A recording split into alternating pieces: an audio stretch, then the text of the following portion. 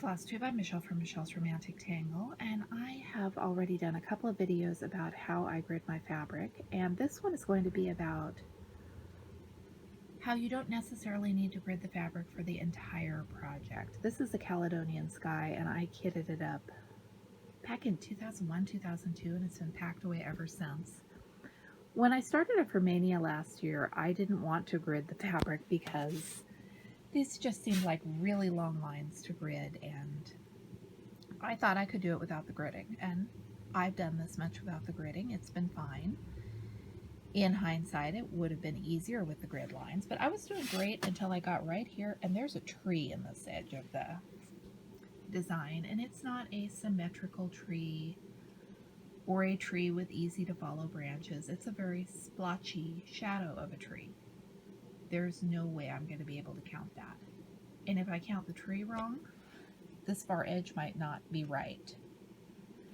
It might not line up right with the top edge, so I'm going to grid the fabric for my tree.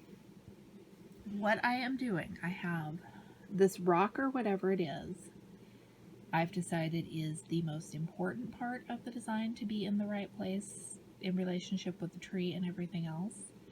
There's a grid line on the pattern that runs right alongside this stitch, so I am going to start here and baste in my grid lines, and I'm just going to do them in the corner of the design where that tree is going to be. So it's been a few minutes and I've added my grid lines in the corner where the tree is going to be. One caution here where I have the threads that are going up to the next line, I can't stitch over those or I'm going to have a harder time pulling these lines out. If you want to see how I do the grid lines for a full project or how I remove grid lines, I'll put the links to those two videos in the description below. What I am doing here is just gridding this spot so I can make sure that I get that tree lined up in the right place. And then as soon as I have the tree done, I will pull the lines so that I can stitch the rest of the project without these little ends and loops getting in my way. And here's some progress on the tree. I know myself. I could have counted and recounted, and I never would have been confident that I have the shape of this tree right. This is the sort of thing that is why I grid most of my projects in the first place.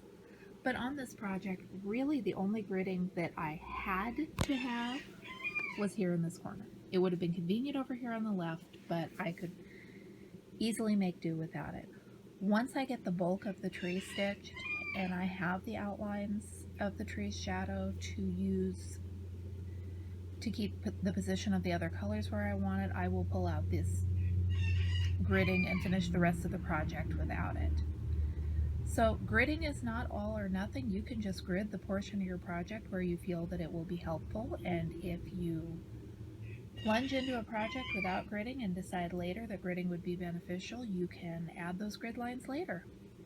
Thank you so much for watching. I'm Michelle with Michelle's Romantic Tangle. I'm stitching at home and not spreading germs or exposing myself to germs, one or the other. And thank you for putting up with Ichabod the rooster who thinks he's bigger than he is. I'll be back with you with more videos soon.